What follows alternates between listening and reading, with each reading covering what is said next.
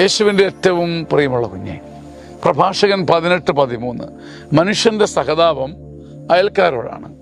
മനുഷ്യൻ്റെ സഹതാപം അയൽക്കാരോടാണ്. എന്നാൽ കർത്താവ് സകല ജീവജാലങ്ങളോടും ആർദ്രത കാണിക്കുന്നു.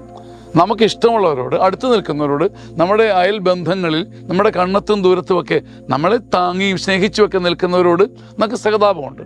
പക്ഷേ കർത്താവ് സകല ജീവജാലങ്ങളോടും ആർദ്രത കാണിക്കുന്നു. അപ്പോൾ ദൈവസാന്നിധ്യത്തിലേക്ക് ഉയരാൻ നമുക്കുള്ള മാർഗം എന്താ? പണ്ട് നമ്മൾ പഠിച്ചതുപോലെ മണ്ണിലും വിണ്ണിലും തൂണിലും തുരുമ്പിലും ഒക്കെ വസിക്കുന്ന ദൈവസാന്നിധ്യം കൺമുമ്പിലുള്ള എല്ലാത്തിലും കാണുകയും എല്ലാത്തിനോടും അലിവ് കാണിക്കുകയും ചെയ്യുമ്പോൾ ദൈവസാന്നിധ്യം നമ്മയും പുതിയൊരു മേഖലയിലേക്ക് ഉയർത്തും.